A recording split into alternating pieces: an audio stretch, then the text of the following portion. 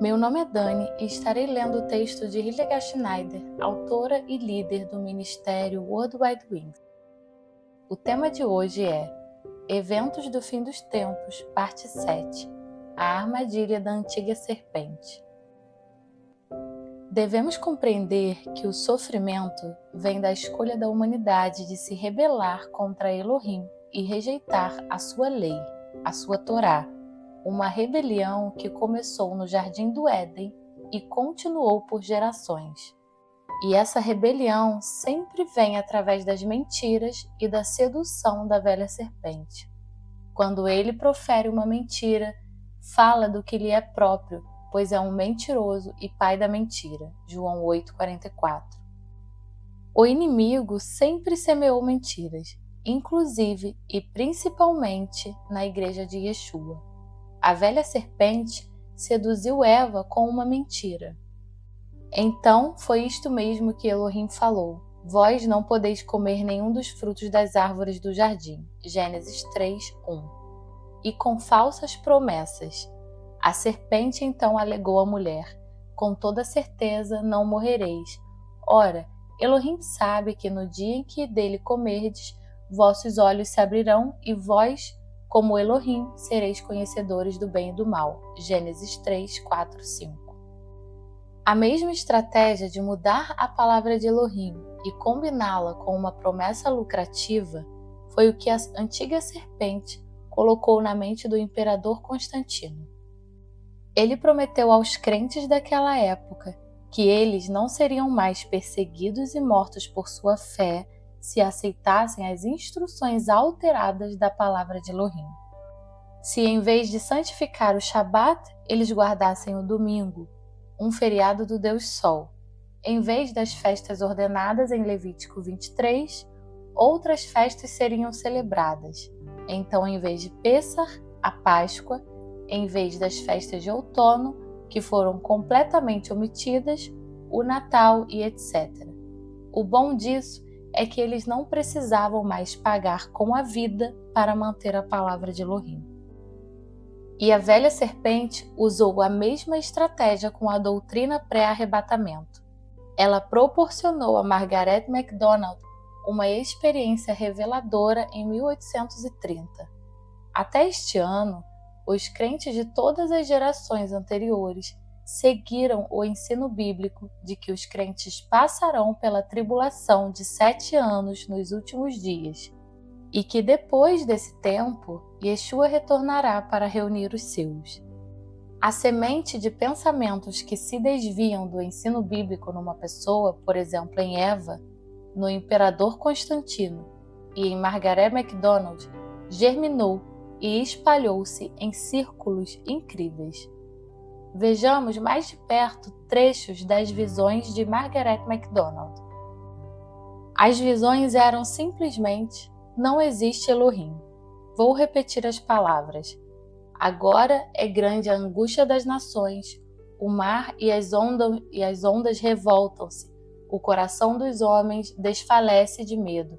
Esperai agora o sinal do Filho do Homem. Aqui tive que fazer uma pausa e exclamar: ninguém sabe qual é o sinal do Filho do Homem.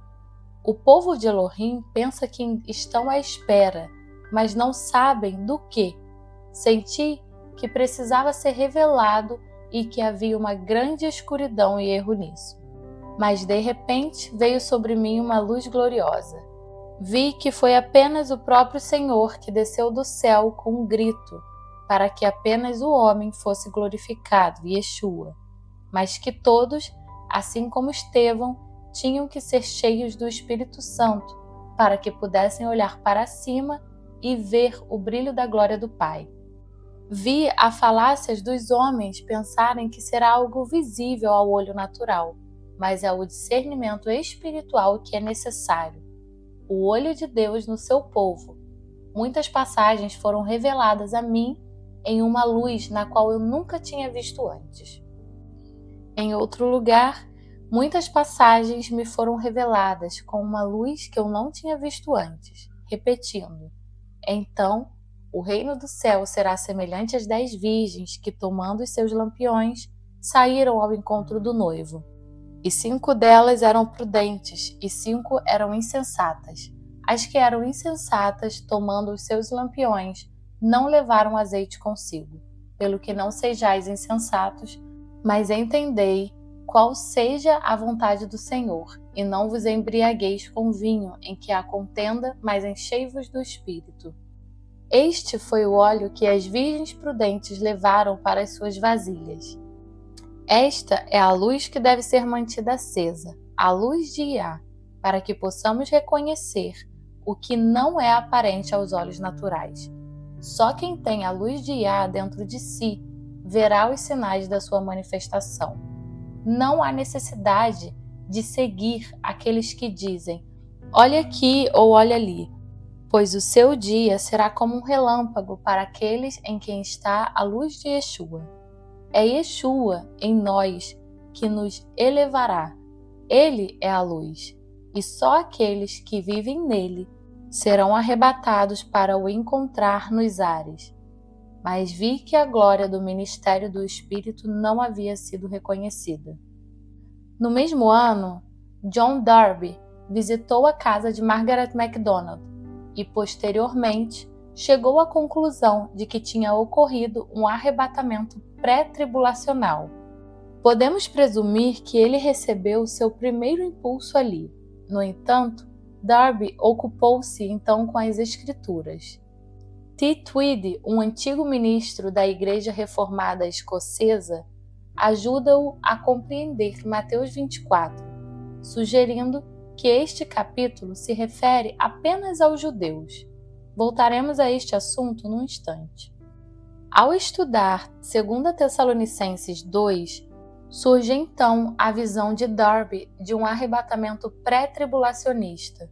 Desde então, ele tem defendido firmemente este ponto de vista e, com ele, moldou uma grande parte do movimento. No entanto, Darby defendia o arrebatamento pré-tribulacionista de toda a Igreja do corpo de Jesus, e não um arrebatamento seletivo como Margaret MacDonald.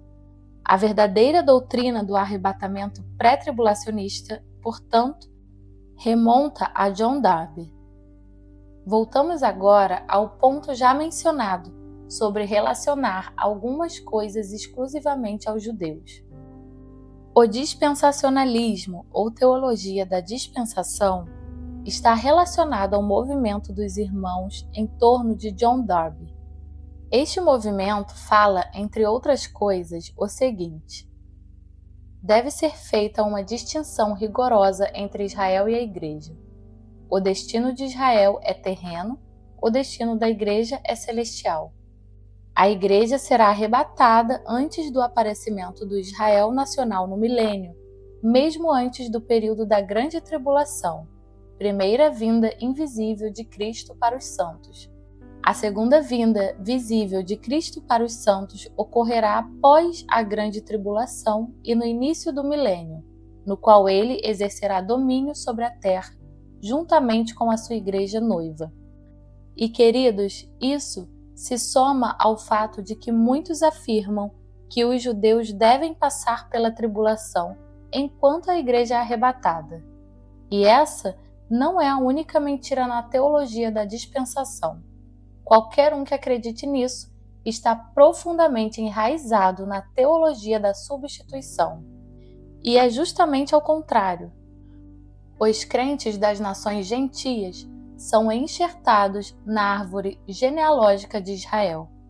Iá tem apenas uma igreja, composta pelas 12 tribos e aqueles enxertados nas nações. E o seu remanescente crente será conduzido pela orientação do Ruach HaKodesh num período de transição de 7 anos.